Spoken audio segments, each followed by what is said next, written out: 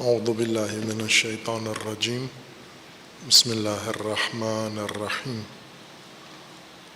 اللہم وفقنا لما تحب وترضى واجعل عاقبۃ امورنا خیرا ولا تکلنا الی انفسنا طرفۃ عین ابدا رب ادخلنی مدخل صدق واخرجنی مخرج صدق واجعل لی من لدنک سلطانا نصیرا۔ تفسیر سورہ مبارکہ فاتحہ میں آیہ اول بسم اللہ الرحمن الرحیم، جس کا معنی و مفہوم یہ ہے کہ انسان کی ہدایت کا آغاز اللہ کے نام سے ہوتا ہے، اور اللہ حاکم و فرمان روا انسان کا و کائنات کا رحمان و رحیم ہے۔ اس کی الوہیت اور الہیت رحمانی ہے اور رحیمی ہے۔ اللہ الہ ہے، الہ العالمین ہے، حاکم ہے، فرمان روا ہے، اور رحمان و رحیم ہے۔ رحمان و رحیم دونوں وصف اللہ تعالیٰ کے ہیں اور اوصاف فعلیہ میں سے ہیں۔ مباحث الہیات میں، کلامیہ بحث میں ان صفات کو اوصاف فعلیہ شمار کرتے ہیں، صفات ذاتیہ کے مقابلے میں۔ صفات ذاتیہ ان صفات کو کہتے ہیں جو اللہ کی ذات سے ماخوذ ہیں، اللہ کی ذات ان صفات سے متصف ہے اور عین ذات ہیں، اللہ تعالیٰ کی ذات ہی ہیں، دو چیزیں نہیں ہیں، صفت و موصوف، بلکہ اللہ کی ذات چونکہ جامع جمیع کمالات ہے، اس وجہ سے یہ ساری صفات اس ذات سے انتزاع کی جاتی ہیں، اخذ کی جاتی ہیں اور نسبت دی جاتی ہیں حق تعالیٰ کی جانب۔ دوسری قسم ان صفات کی ہے جو ذات اللہ کی ذات سے نہیں لی جاتی، اللہ تعالیٰ کے فعل سے وہ صفات اخذ کی جاتی ہیں۔ اللہ کا فعل ان صفات سے موصوف ہوتا ہے اور متصف ہوتا ہے، اور بہت ساری صفات جنہیں ہم صفات الہیہ شمار کرتے ہیں اور اسماء حسنی میں وہ صفات موجود ہیں، تکرار ہوتی ہیں، مذکور ہیں، یہ صفات فعلیہ ہیں حق تعالیٰ کی۔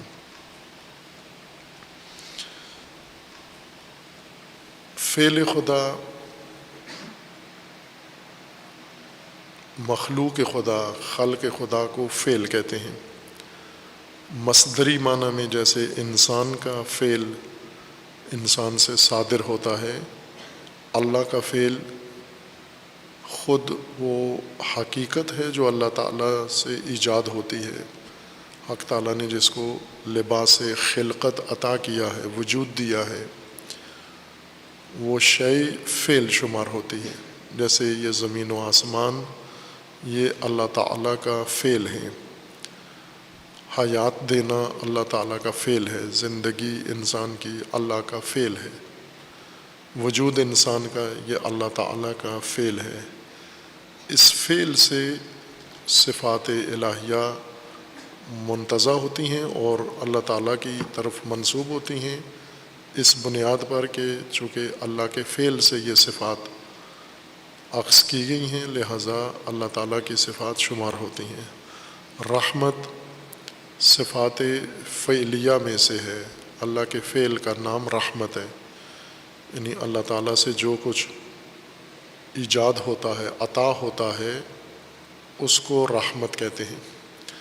لیکن ہر عطا کو رحمت نہیں کہتے، خصوصاً وہ عطا، وہ فعل اللہ تعالیٰ کا جس سے کسی شے کی بنیادی کمی دور ہوتی ہے، اور اس کی حیاتی ضرورت پوری ہوتی ہے، اس عطا کو، اس ایجاد کو اور اس فعل کو رحمت کہا جاتا ہے۔ رحمت کے لیے پہلے موجودات ہونا ضروری ہیں، اور ان موجودات کے اندر رحمت کی گنجائش ہونا ضروری ہے۔ اور رحمت کی گنجائش کا مطلب یہ ہے کہ ان کے وجود میں، ان کی ضرورت میں، ان کی بقا میں انہیں ایسے وسائل کی ضرورت ہے جس کے ذریعے سے ان کا تکامل ہو، ان کی کمی پوری ہو اور ان کی ضرورت پوری ہو، تاکہ وہ اپنی زندگی کو، اپنے وجود کو برقرار رکھ سکیں۔ جس عطا سے، جس فعل سے یہ ضرورت و کمی پوری ہوتی ہے اسے رحمت کہا جاتا ہے۔ یہ صفت انسانوں میں بھی ہے، اور انسانوں میں یہ صفت مخلوق میں ایک اور معنی میں استعمال کی جاتی ہے، مخلوق کے فعل سے ہی لی جاتی ہے، لیکن بنیادی طور پر فعل نہیں ہے مخلوق کا۔ رحمت اللہ کا فعل ہے، لیکن انسان کا فعل نہیں ہے، انسان کی حالت کا نام ہے، نہ انسان کے فعل کا نام۔ حالت سے مراد انفعال اور تأثر ہے۔ انسان کی صفات دو طرح کی ہیں، کچھ انسان کی صفات ہیں تاثیری ہیں، انسان سے کوئی اثر سرزد ہوتا ہے، اور بعض اوقات انسان کسی چیز سے اثر لیتا ہے، اور اثر لینے کے نتیجے میں انسان کے اندر ایک تأثر قائم ہوتا ہے، انفعال قائم ہوتا ہے۔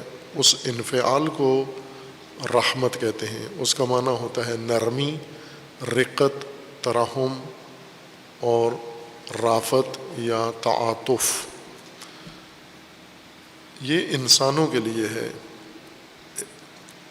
نرم دل ہونا، مہربان ہونا، رقیق القلب ہونا، اور دوسروں کی نسبت انسان کے اندر ہمدردی کا احساس، یہ انسان کا انفعال ہے، یہ انسان کا تأثر ہے، یعنی کسی دوسری چیز نے انسان پر اثر ڈالا ہے اور اس کی تاثیر کے نتیجے میں یہ کیفیت انسان میں ایجاد ہوئی ہے، جس کو رحمت و مہربانی نام دیا جاتا ہے۔ اللہ تعالیٰ میں انفعال نہیں ہے، یوں نہیں کہ اللہ تعالیٰ پر انسانی اعمال یا غیر انسانی اعمال اثر چھوڑتے ہیں اور انسانی حالات سے متاثر ہوتی ہے اللہ کی ذات، منفعل ہوتی ہے اللہ تعالیٰ کی ذات۔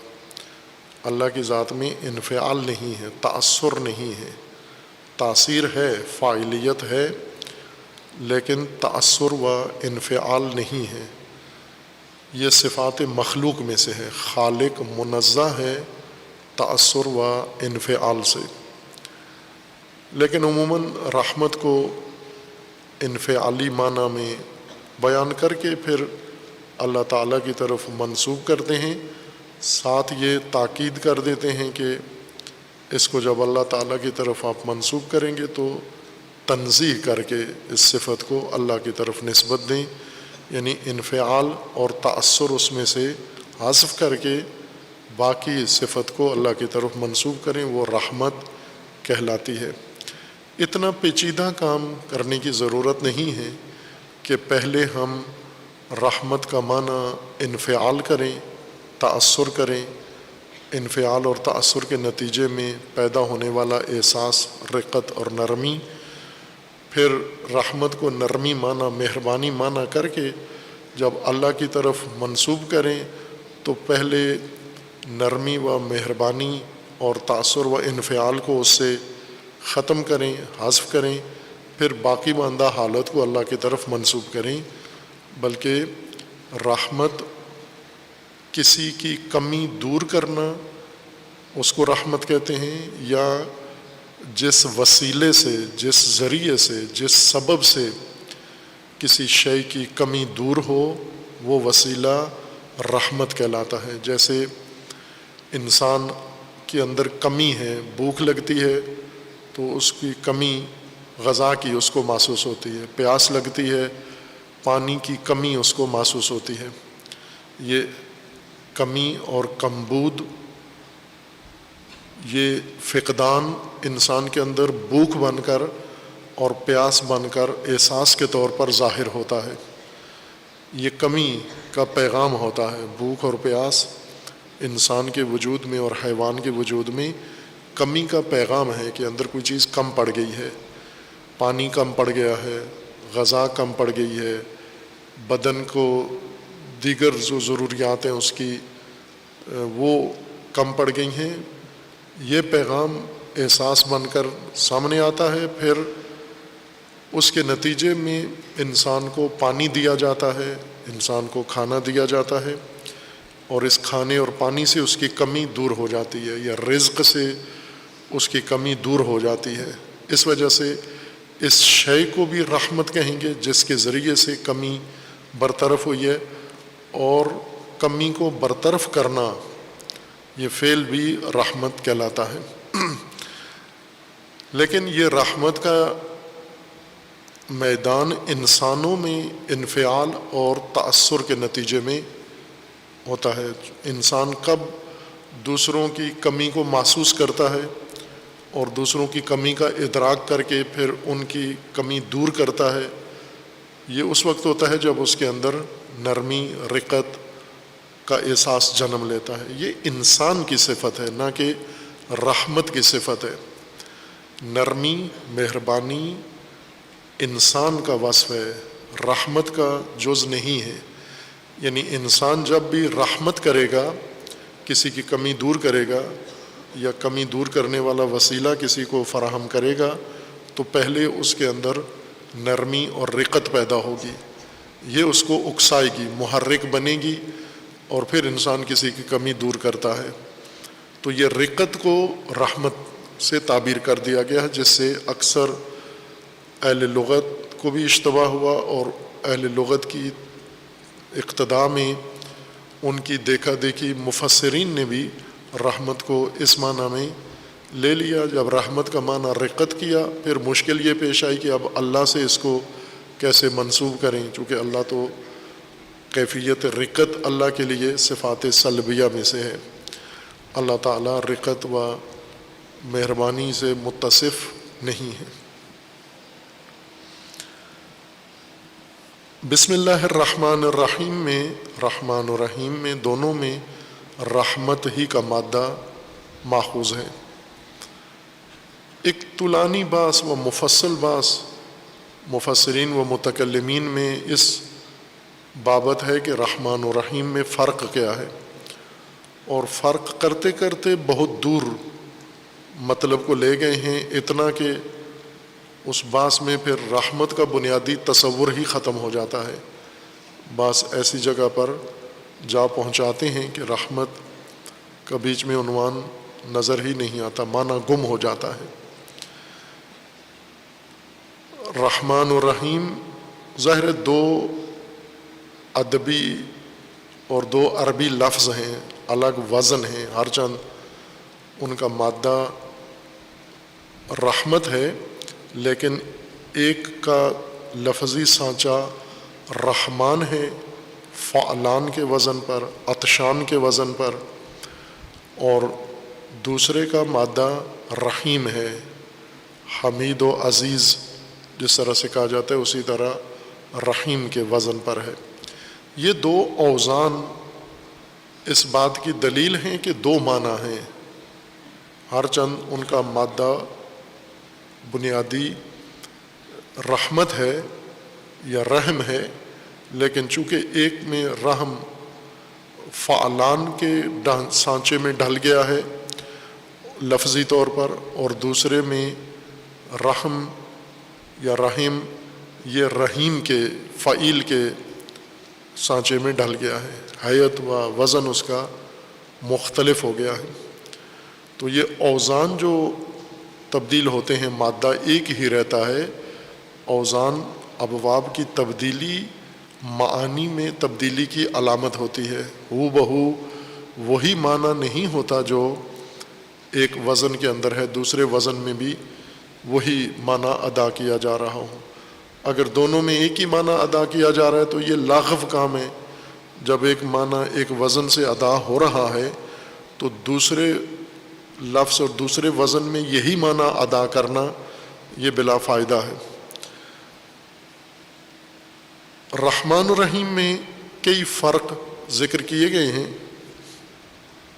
بعض فرق لغت کو بنیاد بنا کر کیے گئے ہیں اور بعض احادیث و روایات کو بنیاد بنا کر کیے گئے ہیں، اور بعض ذوقی ہیں، یعنی انسانوں نے خود اپنے ذوق سے اور اپنے معیار سے ان دونوں کے اندر فرق بیان کیا ہے۔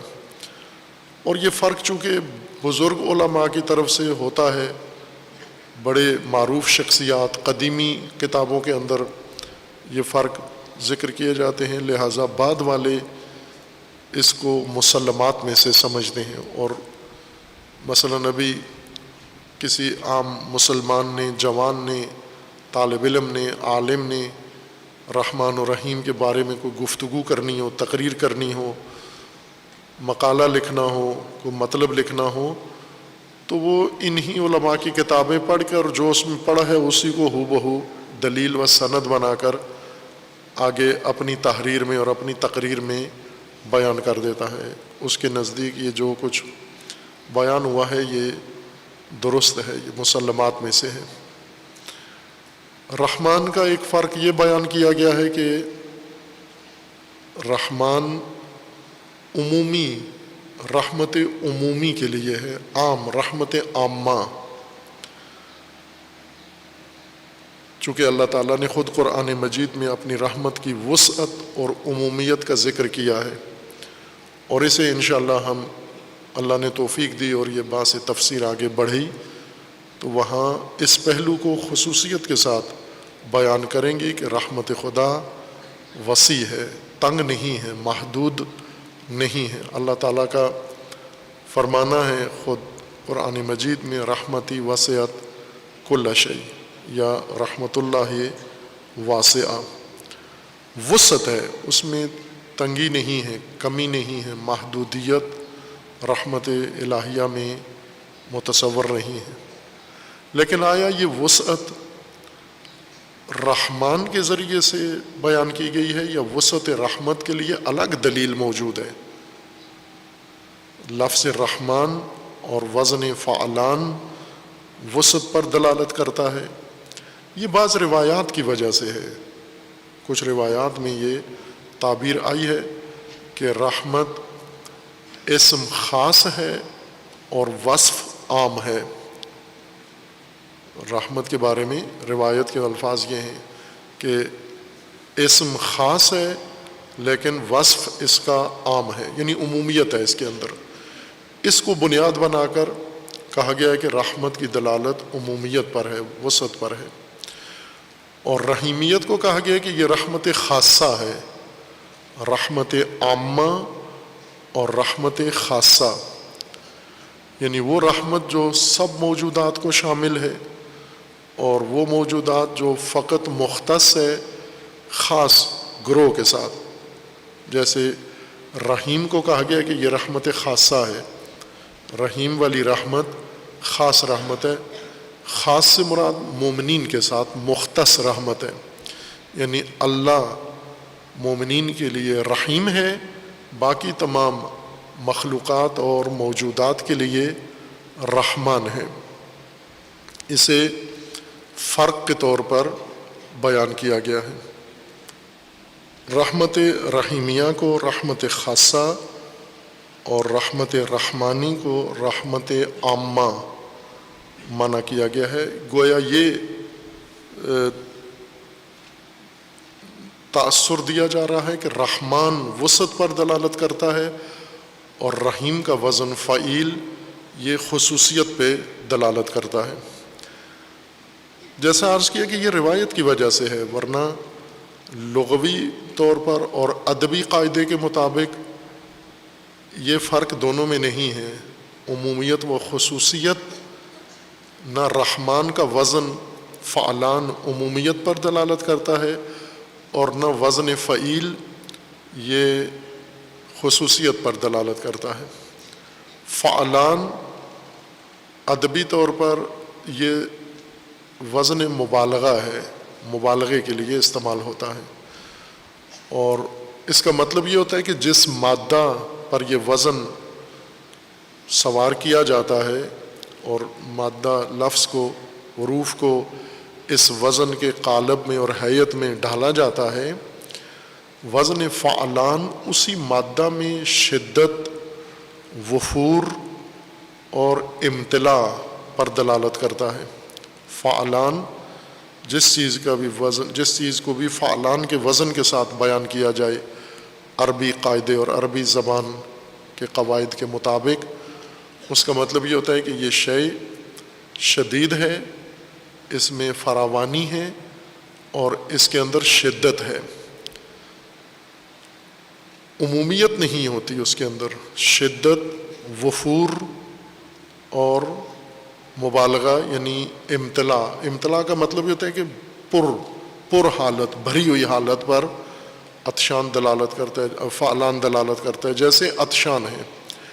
عطش پیاس کو کہتے ہیں، جب اسی کو عطشان مادے میں لے جاتے ہیں، فعلان میں اس عطش کو تبدیل کرتے ہیں وزن فعلان میں، تو اس کا مطلب یہ ہوتا ہے کہ پیاس میں شدت ہے، پیاس میں فراوانی ہے، اور پیاس نے پورے وجود کو بھر دیا ہے، سراپا وجود پیاس بن گیا ہے۔ اگر صرف جیسے روزے کی حالت میں انسان خصوصاً جب معمولات زندگی بھی انجام دے رہا ہو، اگر روزہ رکھ کے اور ایئر کنڈیشن آن کر کے سو جائے تو ممکن ہے عطش اس کو اثناء میں محسوس ہو، لیکن عطشان نہیں ہوگا کبھی بھی، یعنی اتنی شدت پیاس کی نہیں آ جائے گی کہ وہ شدت غلبہ پا لے اس پر، پیاس انسان کے وجود پر غلبہ پا لے۔ زبان کو یا گلے میں پیاس محسوس ہوتی ہے، بس اس سے زیادہ باقی وجود پیاس سے متاثر نہیں ہوتا۔ لیکن اگر انسان گرمی کا موسم ہو اور روزہ رکھ کے کام کاج بھی کر رہا ہو، رفت و آمد بھی کر رہا ہو، معمولات زندگی بھی انجام دے رہا ہو، تو گرمی کی وجہ سے، فعالیت کی وجہ سے، تحرک کی وجہ سے جسم کے اندر موجود پانی وہ مصرف ہو جاتا ہے، صرف ہو جاتا ہے، کچھ پسینہ بن جاتا ہے، کچھ ویسے تصفیہ کے طور پر بدن سے خارج ہو جاتا ہے، اور کچھ اور انسان کے بدن میں استعمال میں ہو کر بدن کے اندر پانی کی قلت پڑ جاتی ہے، کمی محسوس ہوتی ہے، اور پورا بدن اس کمی کو عطش کی صورت میں، پیاس کی شکل میں ظاہر کرتا ہے۔ پیاس ایک طلب ہے، اس میں شدت آ جاتی ہے، یہ عطشان ہے۔ عطشان کا مطلب یہ نہیں ہے کہ سب پیاسے ہیں، عطشان کا مطلب یہ کہ یہ ایک آدمی جو پیاسا ہے بہت شدید پیاسا ہے، مبالغہ ہے، اس کے اندر شدت ہے، وفور ہے، فراوانی ہے اور امتلاء و غلبہ ہے، یعنی پورے وجود پر عطش مستولی ہو گئی ہے، اس کو عطش نے گھیر لیا ہے۔ عمومیت نہیں ہے رحمان کے، نہ ریح میم دلالت کرتا ہے رحمت عام ہے، اور نہ ہی وزن فعلان دلالت کرتا ہے عمومیت پر۔ اس فرق کا مبنا روایت ہے جو کتب احادیث میں منقول ہے،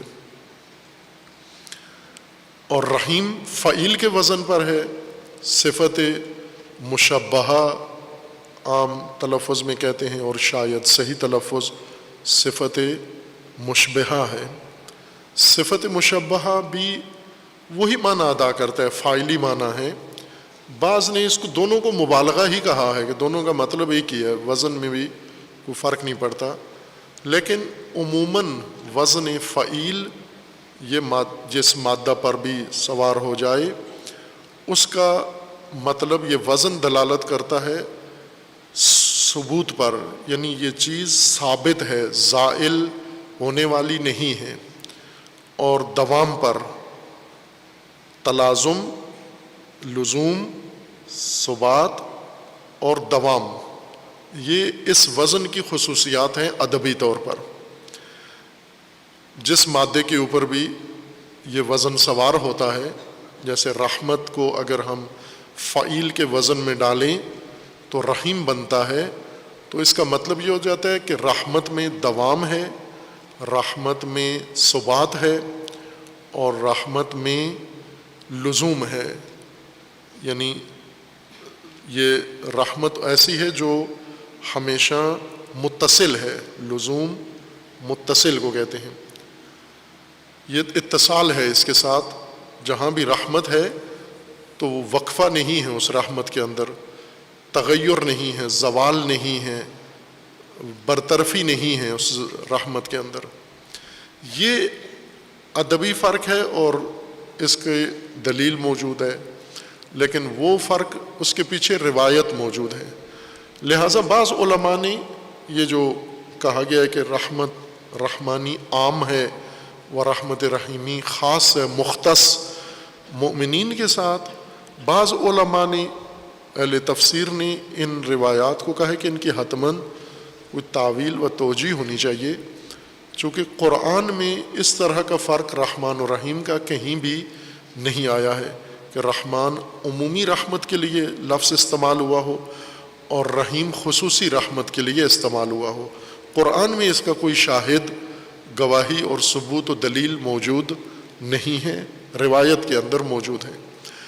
اور جب روایت ایک مطلب بیان کر رہی ہو اور قرآن میں اس کی تائید موجود نہ ہو تو روایت کو بنیاد قرار نہیں دیا جاتا قرآن کے لیے، قرآن کو بنیاد قرار دیا جاتا ہے روایت کے لیے۔ جیسے مرحوم آیت اللہ خوئی رحمۃ اللہ علیہ ہیں، جو فقیہ ہیں، مفسر بھی ہیں، پہلے بیان کیا تھا کہ تفسیر شروع کی تھی انہوں نے لکھنا، لیکن علامہ طباطبائی اپنے ہمدرس کو دیکھا کہ جب انہوں نے تفسیر شروع کر دی ہے تو پھر یہ دستبردار ہو گئے کہ میں جو کمی محسوس کر رہا تھا تشیع کے اندر تفسیر، ایک جامع تفسیر کی، اور اس کمی کو پورا کرنے کے لیے عزم کیا تفسیر لکھوں، وہ علامہ طباطبائی نے ذمہ داری انجام دے دی ہے، تو انہوں نے ایک جلد لکھ کر البیان پھر ختم کر دی، اس میں مقدمہ لکھا۔ انہوں نے اسی مورد میں یہ کہا ہے کہ ان روایات کو حتماً قرآن کے قرائن کی روشنی میں توجیہ کیا جائے، تفصیل کی جائے کہ یہ روایات کیا بیان کر رہی ہیں، ان کو بنیاد قرار دے کر ہم قرآن کو اس معنی میں نہ لے جائیں۔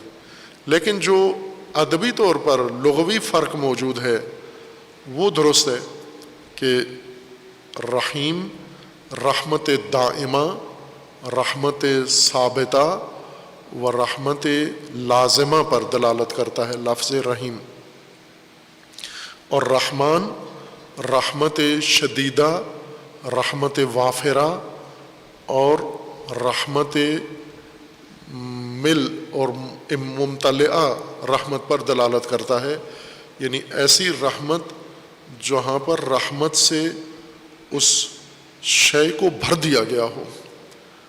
عمومیت رحمت خدا میں اور خصوصیت کا فرق کرنا یہ قرآن میں تو نہیں ہے، لیکن روایات کے اندر اس کا اشارہ ہوا ہے۔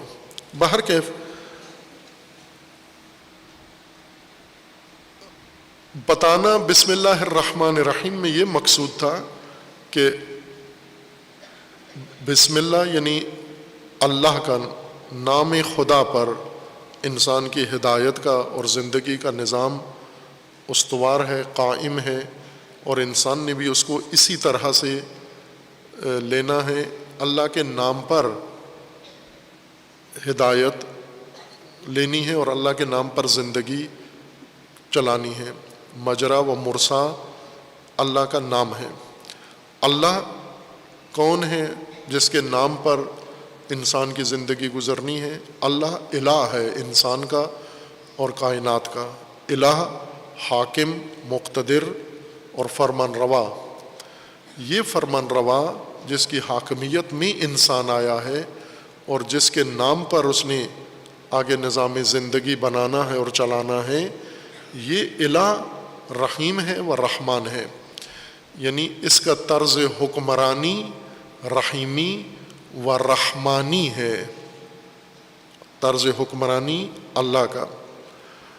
چونکہ قرآن کریم جس فضا میں نازل ہوا ہے، رحمان الرحیم یا اللہ تعالیٰ کی صفات مختص نہیں ہے قرآن کریم کے ساتھ کہ پہلی دفعہ قرآن کریم میں یہ صفات نازل ہوئی ہیں، بلکہ اس سے پہلے دیگر آسمانی کتابوں کے اندر بھی اللہ تعالیٰ کے یہ اوصاف ان کا حصہ تھے، ان کا جز تھے ان کتابوں کا، اور ان انبیاء نے جن پر یہ کتابیں نازل ہوئی ہیں انہوں نے ان اوصاف کی تعلیم اپنی قوموں کو اور ان لوگوں کو دی تھی جو اس وقت اللہ پر ایمان رکھتے تھے، مومنین کو۔ بس یوں نہیں ہے کہ یہ حقائق پہلی دفعہ قرآن نے لوگوں کو الوہیت سے آشنا کیا ہے، اللہ کے نام سے واقف کرایا ہے۔ رحمان الرحیم پہلی دفعہ، اس سے پہلے لوگوں کے ذہنوں میں یہ تصور نہیں تھا، پہلے والی کتابوں میں بھی تھا، لیکن انسانی تاریخ میں اللہ کی وحی کتابیں منشور دین ہمیشہ رہا ہے، اور اللہ کے دین کی ترویج کرنے والے، تبلیغ کرنے والے انبیاء اوصیاء ہمیشہ رہے ہیں۔ کوئی ہمیں ایسا زمانی ٹکڑا نہیں ملتا جس میں اللہ کے دین کا پرچار کرنے والے نہ موجود ہوں، یا انبیاء تھے یا ان انبیاء کی نیابت میں ان کے اوصیاء تھے، اور ان کی امت کے اندر دیگر جو علماء تھے جن کا کام دین کی تبلیغ کرنا تھا۔ تمام اقوام میں یہ سلسلہ اور تمام نسلوں میں قائم رہا ہے۔ ساتھ یہ بھی اتفاق رونما ہوا ہے کہ اللہ کے دین کی تبلیغ کے باوجود انبیاء کے دور میں اللہ کی حاکمیت کے متبادل، اللہ کی حاکمیت سے ہٹ کر انسانوں نے غیر اللہ کی حاکمیت بھی قبول کی ہے۔ انبیاء کرام کے دور کی مثالیں قرآن نے ذکر کی ہیں، جیسے حضرت موسیٰ علیہ الصلاۃ والسلام کے عہد میں فرعون نے اپنی الوہیت اور اپنی الہیت لوگوں پر مسلط کی ہوئی تھی، الہ بنا ہوا تھا۔ الہ سے مقصود یہ نہیں تھا کہ اس کی عبادت ہوتی تھی، پوجا ہوتی تھی، نمازیں اس کی طرف رخ کر کے لوگ سجدے کرتے تھے فرعون کو۔ فرمان روا تھا اور اطاعت کرتے تھے اس کی، وہ حکم دیتا تھا، فرمان دیتا تھا، اور ساری قوم بنی اسرائیل اور اس کی اپنی قوم وہ سارے مل کر اس کو اپنا حاکم سمجھتے تھے اور اس کے ہر فرمان پر عمل کرتے تھے، اس کے عبید بنے ہوئے تھے، اس کے اطاعت گزار بنے ہوئے تھے۔ اور یہ خود آیہ کریمہ الہ کا معنی سمجھانے کے لیے بھی یہ آیہ کریمہ ایک دلیل ہے، قرآن میں ثبوت کے طور پر ہے۔ جیسے چند آیات پہلے بیان کی تھی کہ الہ قرآن میں حاکم و فرمان روا مراد ہے، اور معبود سے مراد یعنی مطاع، جس کی اطاعت کی گئی ہو۔ عبد وہ آمادہ انسان جس نے اپنے آپ کو حاکم کی، کسی بھی حاکم کی اطاعت کے لیے تیار کر لیا ہو۔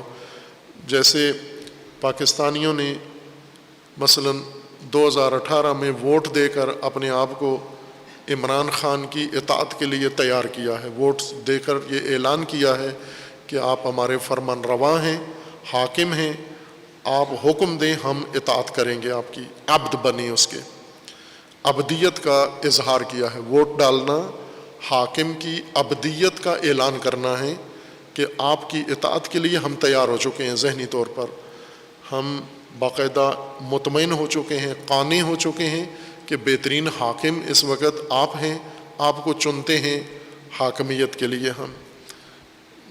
جس طرح قرآن کریم میں ظاہراً سورہ النساء کی آیت میں ہے کہ ایسے لوگوں کو دیکھا ہے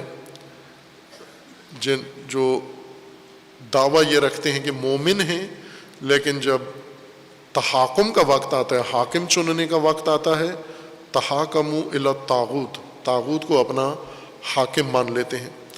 حاکم جب چنتے ہیں تو خود فوراً عبد بن جاتے ہیں، یعنی یوں نہیں کہ آپ کسی کو ووٹ کے ذریعے، بیعت کے ذریعے، حمایت کے ذریعے حاکم چنیں اور خود اس کے عبد نہ بنے، آپ خود ہی عبد ہو جاتے ہیں جب وہ حاکم آپ کا ہوتا ہے اور آپ اسے حاکم مانتے ہیں، آپ اس کے عبد ہو جاتے ہیں۔ عبد کا مطلب یہ نہیں کہ آپ سجدے کرتے ہیں، اس کو اطاعت کرتے ہیں، اس کی پوجا نہیں ہے، عبادت کا مطلب اطاعت ہے کہ آپ اس کی اطاعت کرتے ہیں۔ یہ جو مرسوم عبادتیں ہیں، معین مقرر شریعت مقدسہ میں عبادتیں ہیں، جیسے روزہ ہے، نماز ہے، یہ اظہار عبدیت ہے۔ عبادت اظہار عبدیت کو کہتے ہیں کہ عبد یا اپنی عبدیت ظاہر کرتا ہے یا پنہان رکھتا ہے۔ اگر عبد ہو، عبدیت ظاہر نہ کرے، مستکبر کہلاتا ہے، یہ مستکبر ہے۔ اگر عبد نہ ہو اور اظہار بھی نہ کرے، یہ متکبر ہے۔ عبد ہو اور ظاہر نہ کرے، مستکبر ہے۔ عبد ہو اور ظاہر بھی کرے، یہ عابد ہے، یہ عبادت گزار عابد ہے۔ پوجا جو مرسوم عبادت ہے، مقررہ عبادت ہے، یہ اظہار عبدیت ہے، خود عبدیت اطاعت ہے، فرمان روائی کو ماننا ہے، فرمان بری کرنا ہے۔ فرعون نے حضرت موسیٰ علیہ السلام سے یہی کہا کہ، یعنی فرعون کے جو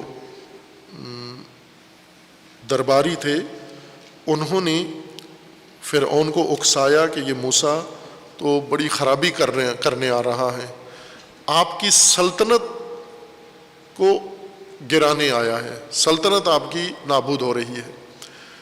اور پھر فرعون نے موسیٰ علیہ السلام کو، جب موسیٰ علیہ السلام کو اللہ نے حکم دیا کہ جائیں اس کو جا کر ہدایت کریں، تنبیہ کریں، اس کو تذکر دیں، تو اس نے یہی کہا کہ مجھے الہ مانتے ہو یا میرے علاوہ کوئی الہ ہے آپ کا؟ حاکم کون ہے آپ کا؟ میں حاکم ہوں یا میرے علاوہ کوئی آپ کا حاکم ہے؟ یہ قرآن کریم کی آیات میں صراحت کے ساتھ ہے۔ ظاہر ہے وہاں پر اب الہ سے مراد معبود بمعنی مسجود نہیں ہے۔ متعدد آیات ہیں جو فرعون کی اپنے آپ کو الہ منوانے اور الہ سمجھنے کی اوپر رہنمائی کر رہی ہیں کہ فرعون لوگوں کا الہ بنا ہوا تھا اور لوگوں نے اس کو الہ مانا ہوا تھا۔ الہ سے مراد مسجود نہیں، حاکم، فرمان روا مانا ہوا تھا۔ جیسے آج ہر مملکت کے اندر انسانوں نے کسی ایک فرد کو اپنا حاکم و فرمان روا مان لیا ہے، وہ جو فرمان دیتا ہے اس کی اطاعت کرتے ہیں۔ یہی کام فرعون بھی کرتا تھا۔ سورہ قصص کی آیہ 38 میں وَقَالَ فِرْعَوْنُ يَا أَيُّهَا الْمَلَأُ مَا عَلِمْتُ لَكُمْ مِنْ إِلَٰهٍ غَيْرِي، اے ملا درباری، وزیر، وزراء، سرکردہ، سرغنے لوگ جو سیاسی نظام کے ستون تھے اس کے، ان کو ملا قرآن نے کہا ہے۔ اور یہ ہر قوم کے اندر ملا موجود ہیں جو اس کی گمراہی کا بنیادی سبب ہیں۔ اس وقت پاکستان بھی انہی ملا کے ہاتھوں تباہی تک پہنچا ہے۔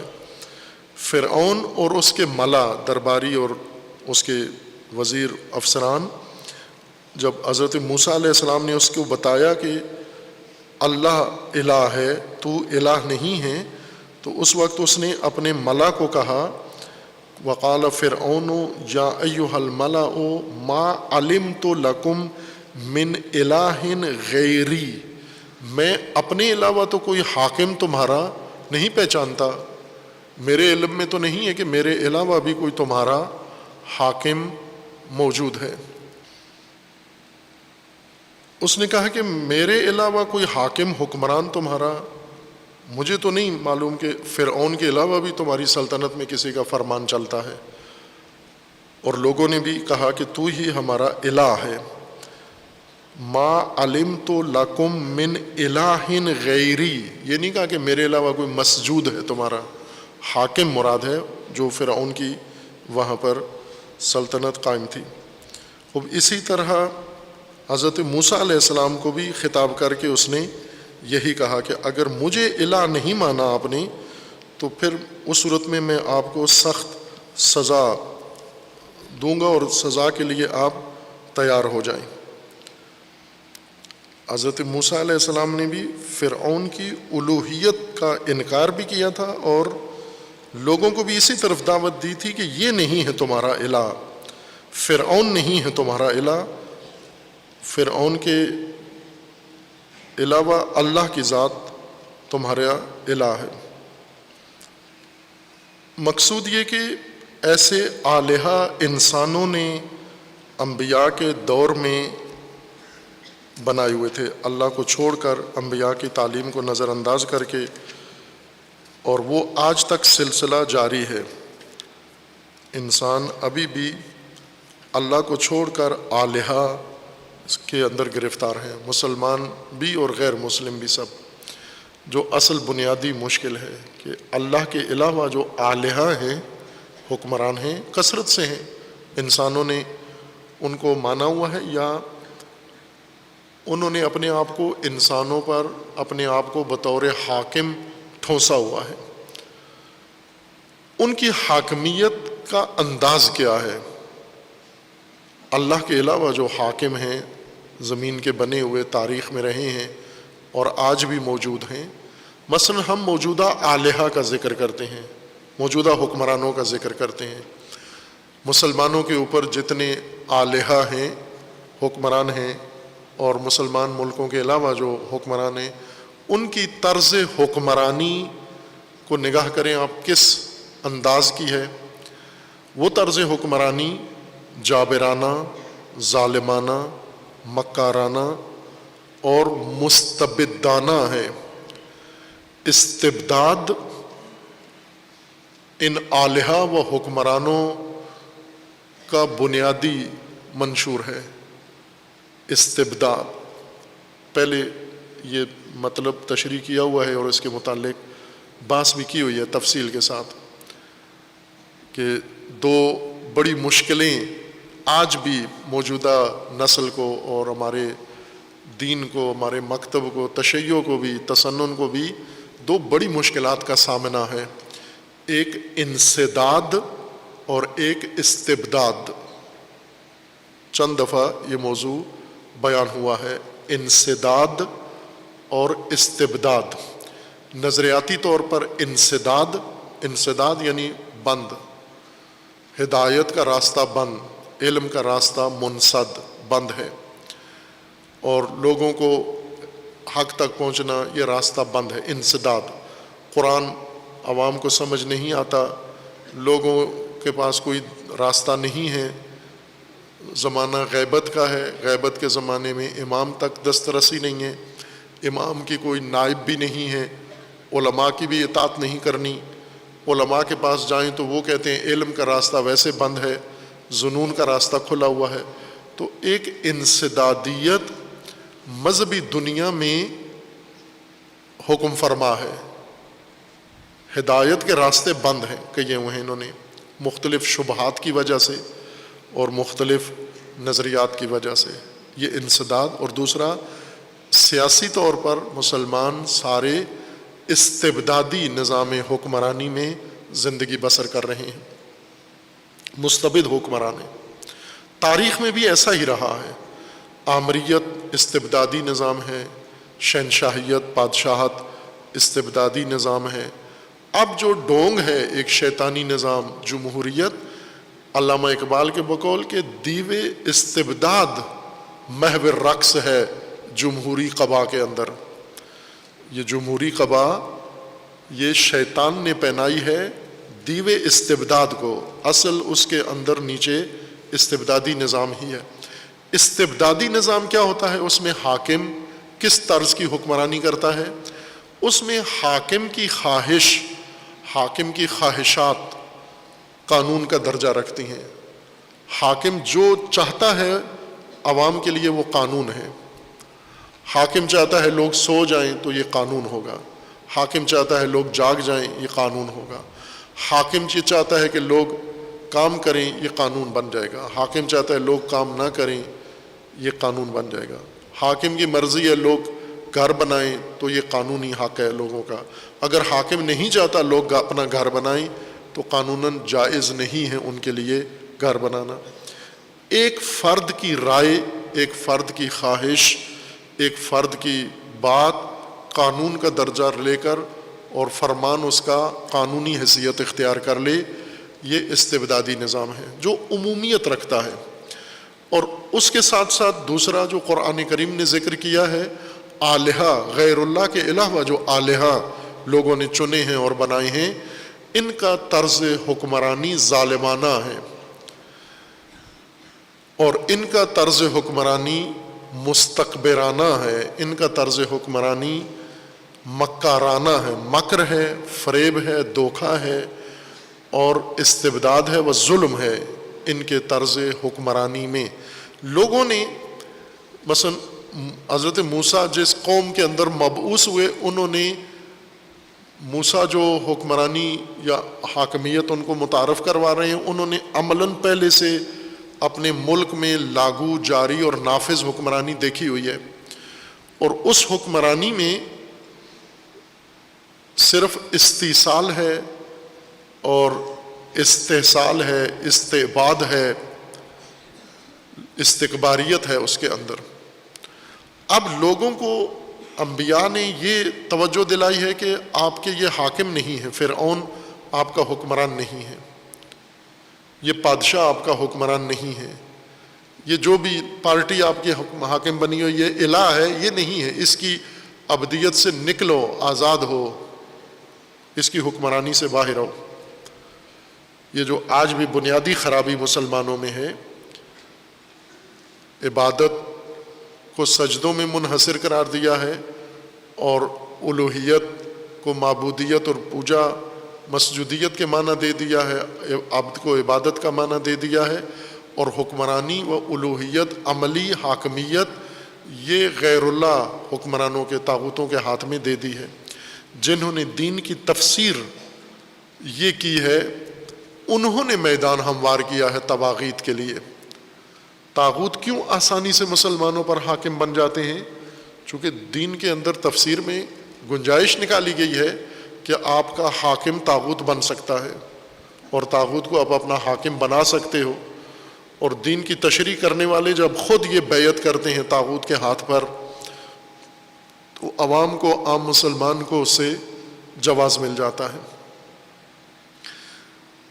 قرآن کریم میں خداوند تبارک و تعالیٰ نے نبی اکرم صلی اللہ علیہ وآلہ وسلم کو منشور دیا ہدایت کا، انسانیت کی زندگی کا دستور دیا. انسانی زندگی میں ظاہر ہے نظام حاکمیت درکار ہے. یہ منشور نافذ کسی حکومت کے قالب میں اور ڈھانچے میں ہوگا. وہ حکومت کس کی ہوگی؟ اللہ کی. پس اللہ تمہارا الہ ہے، حاکم ہے. طرز حکمرانی اس کا رحمانی ہے اور رحیمی ہے.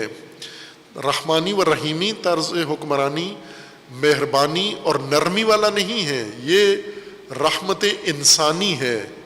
رافت جس کا معنی ہے، انفعال جس کا معنی ہے، تأثر جس کا معنی ہے.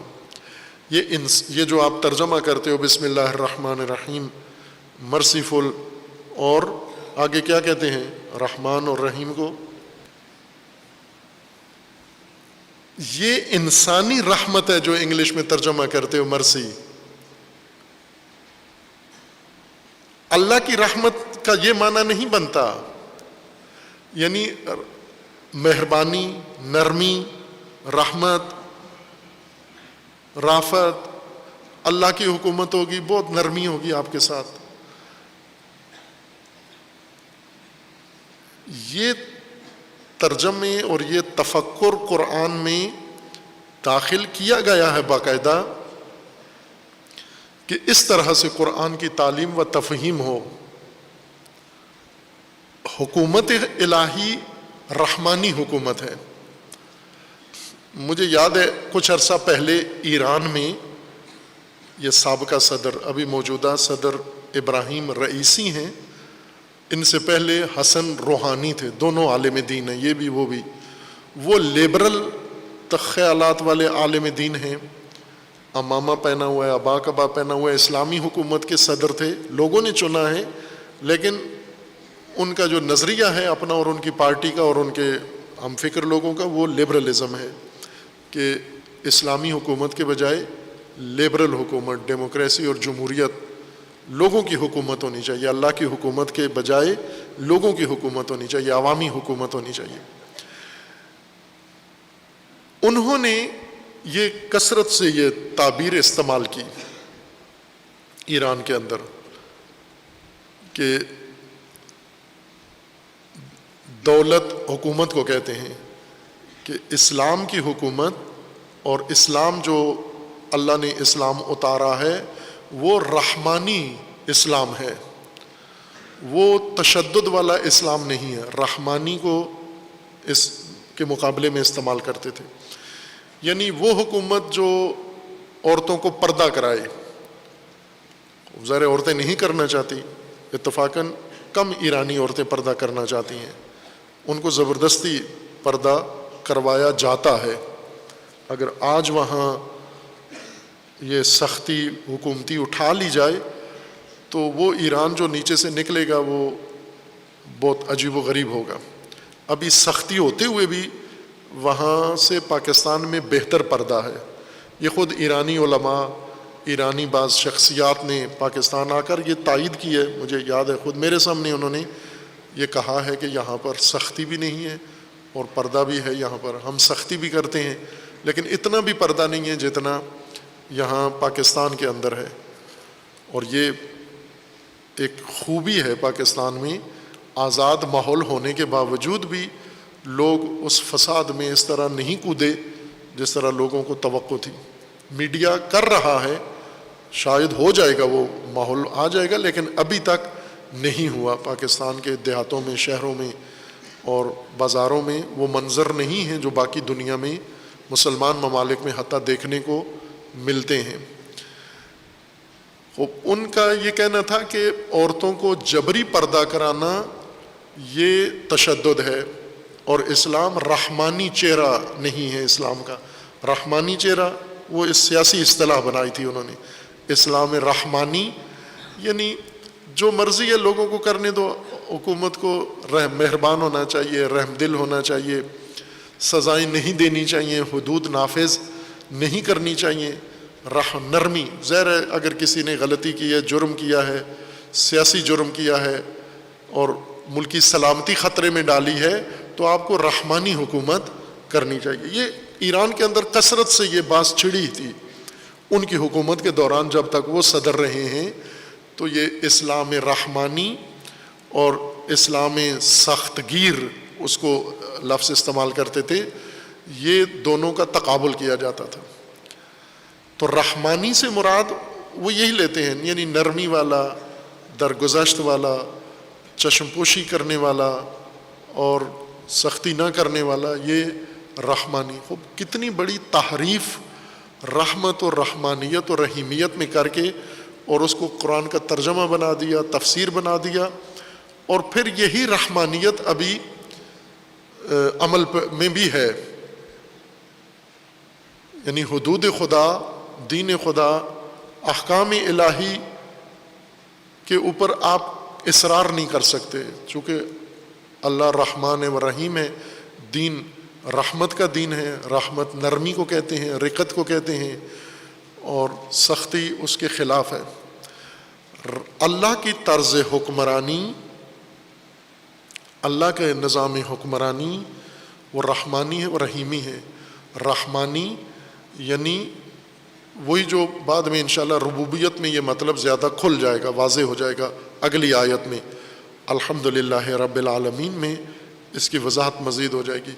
بسم اللہ الرحمن الرحیم میں طرز حکومت اللہ رحمانی ہے، یعنی اس طرز حکومت میں مخلوق کی تمام ضرورتیں نظام رحمت سے ساری فراہم شدہ اور پوری ہیں۔ رحمت کا مطلب یعنی ضروریات زندگی ساری مہیا ہیں و فراہم ہیں، ضروریات اخروی ساری مہیا اور فراہم ہیں۔ رحمانی حکومت کون سی ہے؟ رحمان جیسے عرض کیا ہے کہ فعلان، جب رحمت کا مادہ اس وزن میں جاتا ہے عطشان، تو اس کا مطلب ہوتا ہے پر، بھری ہوئی شے، یعنی رحمت واسعہ، مملکت خدا وسائل زندگی سے بھری ہوئی ہے، پر ہے۔ امتلا، یہ تو ائمہ لغت نے رحمت کے معنی میں، رحمان اور رحیم کے معنی میں، یہ مفسرین نے نہیں بیان کیا، لغویوں نے یہ معنی کیا ہے کہ وزن فعلان امتلا وفور اور شدت پہ دلالت کرتا ہے، یعنی وسائل زندگی، ضروریات زندگی، جو چیزوں کی لوگوں کے پاس کمی ہے، وہ کمی جن وسائل کی ہے، رحمانی حکومت میں وہ وسائل کثرت سے ہوں گے، زیادہ ہوں گے، فراوان ہوں گے، وافر ہوں گے اور شدید ہوں گے۔ یہ نظام رحمانی خدا ہے۔ صدر روحانی نے کیا کہا؟ رحمانی نظام کیا ہوتا ہے کہ مجرم کو چھوڑ دو، جاسوس کو چھوڑ دو، نفوذی کو چھوڑ دو، بے حجاب کو چھوڑ دو، فساد و فحشا کو چھوڑ دو، نرمی دکھاؤ، ہر جگہ نرمی دکھاؤ۔ یہ کتنا بڑا اشتباہ ہے۔ انہی کا ایک اور بھی موازنہ تھا جو انہوں نے انجام دیا، اور وہ یہ تھا کہ امام حسین علیہ السلام مذاکرات چاہتے تھے یزید کے ساتھ، لیکن بیچ میں کوفی لشکر جو عبید اللہ نے بھیجا تھا، انہوں نے مذاکرات کرنے نہیں دیے۔ یہ بھی ان کا نظریہ تھا۔ اس پر بھی کافی شور اٹھا کہ امام حسین علیہ السلام کو انہوں نے کہا کہ ایرانیوں نے، انقلابیوں نے جنگ پسند امام بنا کے پیش کیا ہے۔ صدر روحانی کہتے تھے جب کہ وہ لیبرل امام تھے، نعوذ باللہ، وہ تو مذاکرات کرنے گئے تھے مدینہ سے، جنگ کرنے نہیں گئے تھے۔ پھر اس پر کافی ان کی ملامت ہوئی، سرزنش ہوئی، رہبر معظم نے بھی ان کی کافی سرزنش کی، لیکن ظاہر طاقت جس کے پاس ہو، قدرت جس کے پاس اقتدار آیا ہوا ہو، اس پر یہ نصیحتیں اور سرزنشیں اثر نہیں کرتی۔ میں یہ حوالہ اس لیے دے رہا ہوں کہ رحمانیت کا اصل میدان حاکمیت ہے۔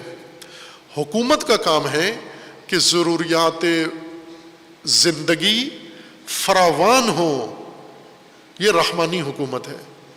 رحیمی حکومت یعنی ہمیشہ کے لیے ہو، نہ یہ کہ الیکشن کے موقع پر آپ لوگوں کو چیزیں فراہم کر دیں پھر اس کے بعد لوگوں سے غائب ہو جائیں۔ ابھی پاکستان میں آپ بنیادی ضروریات زندگی سے ساری قوم محروم ہے۔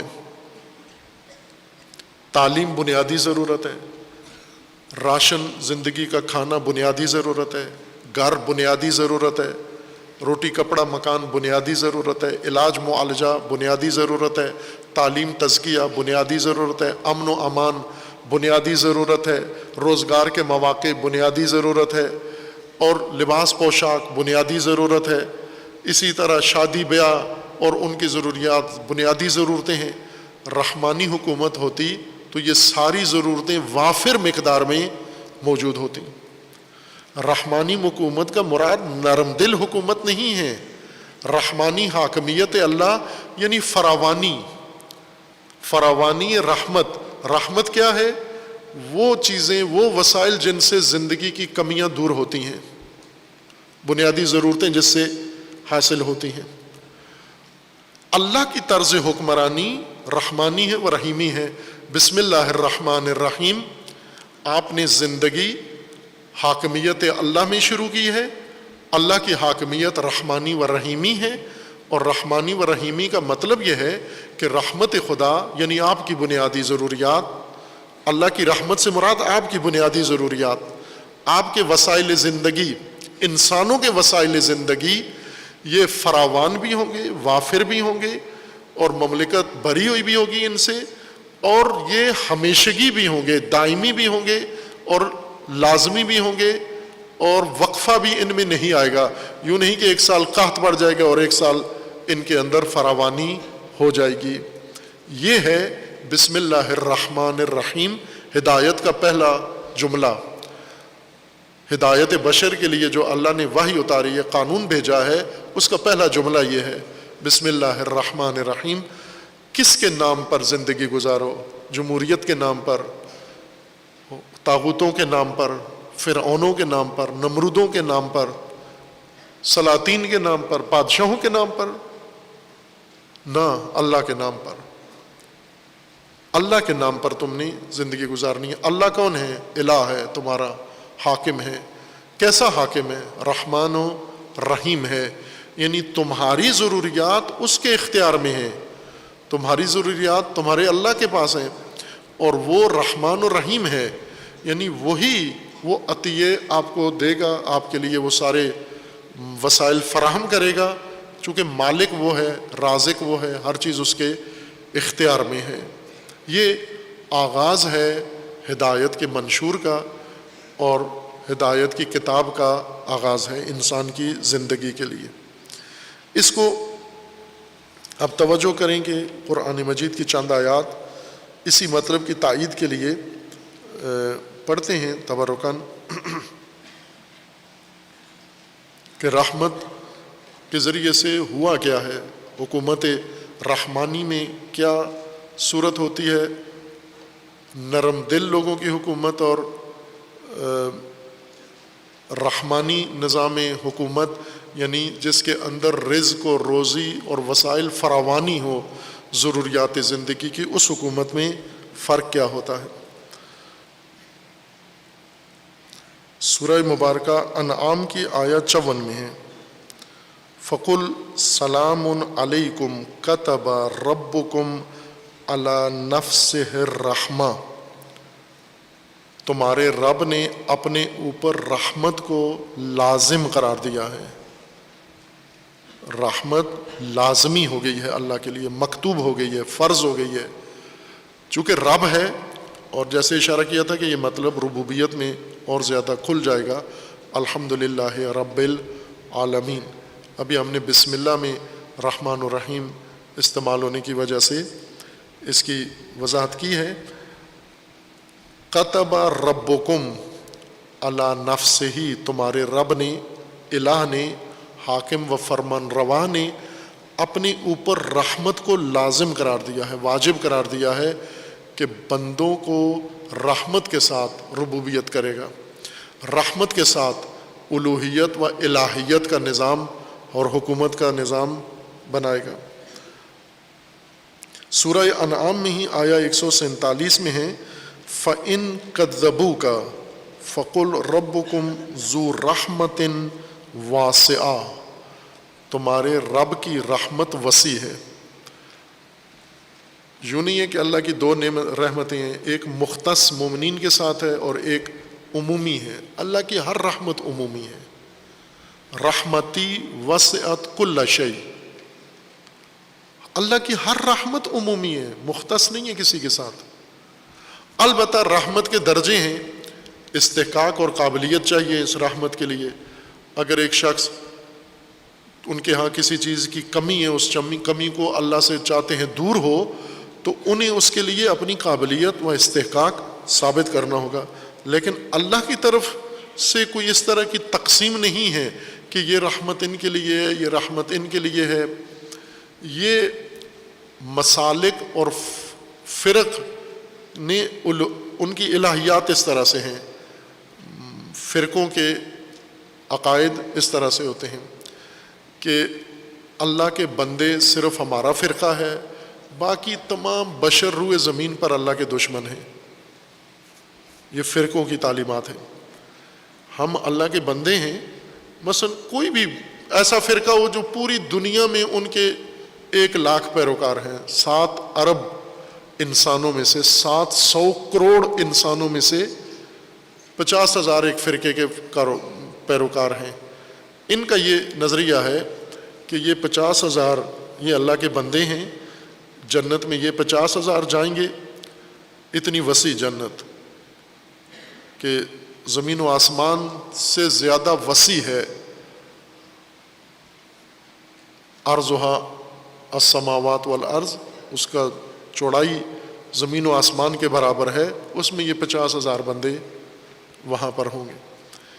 ایک جوک لطیفہ بعض نے سنایا، شاید علماء میں سے تھے، انہوں نے یہ کہا کہ جنت میں ایک طبقہ، ایک کمیونٹی یوں کہیں، مذہب تو دوسروں والا ہی ہے لیکن ایک خاص کمیونٹی کا انہوں نے نام لیا، شیعہ مذہب رکھنے والی ایک برادری، کہ جنت میں ان کے لیے ایک الگ سے حویلی بنی ہوگی اور یہ اس کے اندر بڑی لمبی اونچی دیواریں ہوں گی، یہ سارے اس حویلی کے اندر جنت میں ہوں گے، باقی جنت ساری کھلی ہوگی جو مشرق مغرب میں پھیلی ہوگی، لیکن یہ برادری ساری یہ ایک حویلی کے اندر بند ہوگی، حویلی کا دروازہ بھی مستقل بند ہوگا، نہ یہ باہر آ سکیں گے، نہ باہر کا کوئی آدمی ان کی حویلی میں جائے گا، اور ان کے لیے سارا انتظام وہیں پر ہوگا۔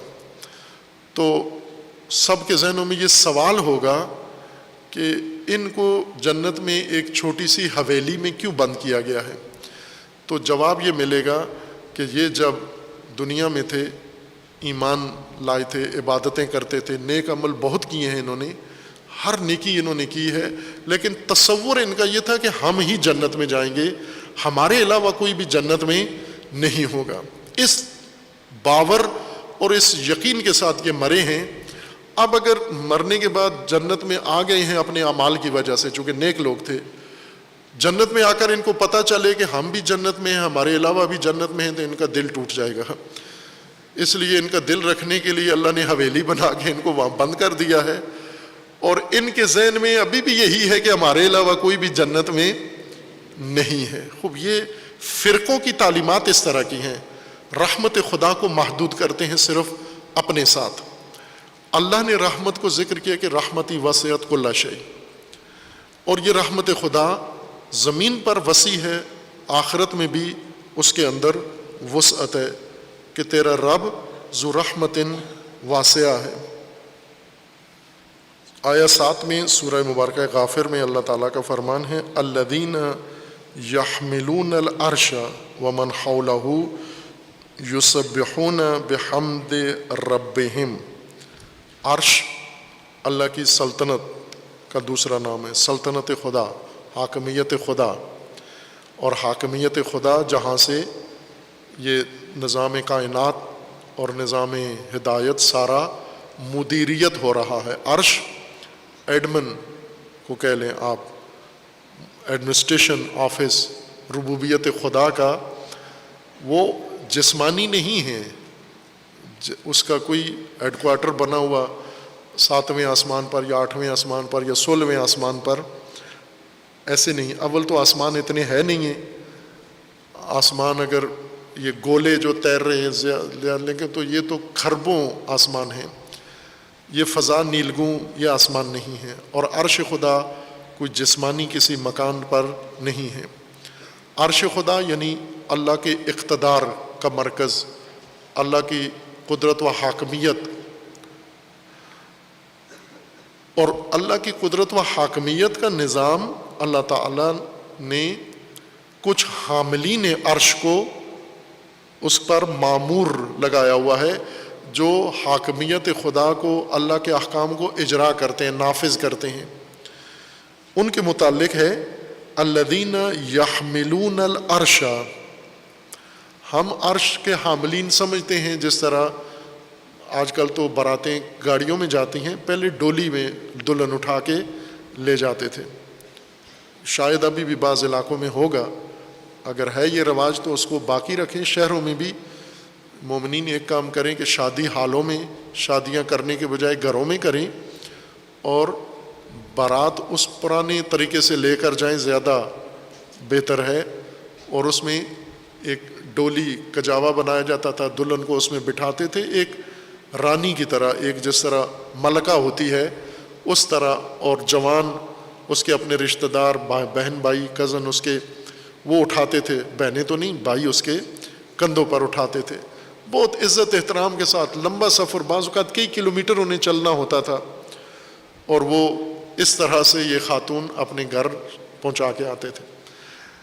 اسی زمانے سے عرش خدا کی جو تفسیر علماء کرتے تھے وہ یہی سمجھ میں آتا تھا ایک ڈولی ہے اور اس کے اندر نعوذ باللہ اللہ ہے اور وہ ملائکہ نے اٹھائی ہوئی ہے، اور جہاں کام پڑتا ہے وہاں اٹھا کے لے جاتے ہیں اور وہاں پر دربار لگتا ہے اور اللہ لوگوں کو بلاتا ہے، پھر یہ فرشتے ڈولی اٹھاتے ہیں عرش۔ نعوذ باللہ، یہ وہ گمراہی کے بچگانہ افکار جو انسان دیکھتا ہے اس پر تطبیق کرتا ہے، وضاحت تو کوئی بھی نہیں کرتا تھا کہ عرش کیا چیز ہے، کرسی کیا چیز ہے۔ عرش حکومت الہی، مملکت الہی کا ایک مرتبہ ہے، اس کے حاملین ہیں یہ حاملین عرش۔ ومن حولہ یسبحون بحمد ربہم ویؤمنون بہ، یہ حمد خدا کرتے ہیں، تسبیح خدا کرتے ہیں۔ وَيَسْتَغْفِرُونَ لِلَّذِينَ آمَنُوا، اور استغفار کرتے ہیں مومنوں کے لیے۔ یہ حاملین عرش مومنوں کے لیے مغفرت طلب کرتے ہیں اللہ سے، اور ان کی دعا اور ان کی مغفرت رد نہیں ہوتی، چونکہ نظام مملکت انہوں نے سنبھالا ہوا ہے، ان کے دوش پر ہے۔ حامل عرش یہ ہیں، اور یہ اللہ سے کہتے ہیں، یعنی یہ جو آپ کے لیے اللہ کا نظام چلا رہے ہیں، قدرت الہیہ کو اجرا کر رہے ہیں، نفاذ کر رہے ہیں، یہ مومنوں کے لیے دعا کرتے ہیں اللہ سے کہ خدایا ان کی مغفرت فرما مومنوں کی، اور یہ کہتے ہیں ربنا وسعت کل شیء رحمتا وعلما، اے پروردگار ہمارے، تو رحمت و علم میں وسیع رکھتا ہے، تیری رحمت و علم میں وسعت ہے۔ ربنا وسعت کل شیء، ہر شے کے اوپر تیری رحمت کا سایہ قائم ہے، ہر شے میں، ہر شے، یہ شے کا احاطہ کرنا، اس کا مدلول معین کرنا ناممکن ہے۔ کل شے، خود شے میں عمومیت ہے، اور کل کے آنے کے بعد یہ نکرہ، اس میں جو وسعت آئی ہے، ہر شے پر سایہ رحمت ہے تیرا، و علم۔ فاغفر للذین تابوا واتبعوا سبیلک وقہم عذاب الجحیم۔ اسی طرح اور بھی مختلف آیات ہیں جن میں اللہ تعالیٰ کی رحمت کی وسعت کا ذکر ہے، اور یہ بھی فرمایا ہے کہ لوگوں میں خوشحالی کب آتی ہے اور کس وقت لوگ خوشحال زندگی، مرفہ زندگی گزارتے ہیں، یہ بھی انہی آیات رحمت کے ضمن میں ہے۔ یہاں صرف تائید کے لیے چند آیات قرآن کریم کی ذکر کی تھیں کہ رحمت سے مراد وہ وسائل زندگی انسانوں، چونکہ انسانوں کے لیے اللہ رحمان و رحیم ہے، تو انسانوں کی تمام ضروریات، انسانوں کی زندگی کی جتنی کمی ہے وہ سب پوری کرنے کا نام رحمت ہے، اور پروردگار رحمانی رحمت اور رحیمی رحمت کے ساتھ آپ کا الہ ہے، وہ حاکم ہے، وہ فرمان روا ہے۔ آپ اس پروردگار اور رحمان و رحیم کو چھوڑ کر انہی وسائل زندگی کے لیے طاغوتوں کے دروازوں پہ ذلیل ہوتے ہو، خار ہوتے ہو، وہ غیر انسانی سلوک تمہارے ساتھ کرتے ہیں اور تمہارے لیے زندگی جینا حرام کر دیتے ہیں، تو اگر تم اس اللہ کی حکمرانی اور اطاعت میں آ جاؤ اور اس کا نظام حکومت قائم کرو جو اس نے رہنمائی کی ہے، تو تمہاری زندگی رحمتوں سے بھر جائے گی، تمہاری زندگی میں فرح و خوشحالی آ جائے گی کہ اللہ تعالیٰ انشاءاللہ وہ رحمت خاصہ، پہلے رحمت سب سے بڑی کمی ہمارے اندر فہم کی ہے، فہم کی رحمت پہلے عطا فرمائے، شعور کی کمی ہے ہمارے اندر شدید، یہ رحمت سب سے پہلے عطا فرمائے، پھر اس رحمت کے آنے سے ہماری بنیادی کمی دور ہو جائے گی، بے شعوری دور ہو جائے گی، نافہمی دور ہو جائے گی، اور اس وقت ہم باقی رحمت کے لیے اپنے آپ کو آمادہ کر پائیں گے، اور ماہ رحمت ہے، اسی دریافت کا مہینہ ہے، رحمت کے در کھلے ہیں اور آپ اس کے مدعو ہیں، مہمان ہیں، اور یہ بہترین موقع ہے، وہ فرصت ہے کہ وہ ساری کمی خدا سے اس ماہ میں طلب کر لیں، اور وہ وعدہ ہے کہ جب طلب کرو گے تو ضرور عطا ہوگی انشاءاللہ۔ صلی اللہ علی محمد و آلہ الطیبین الطاہرین۔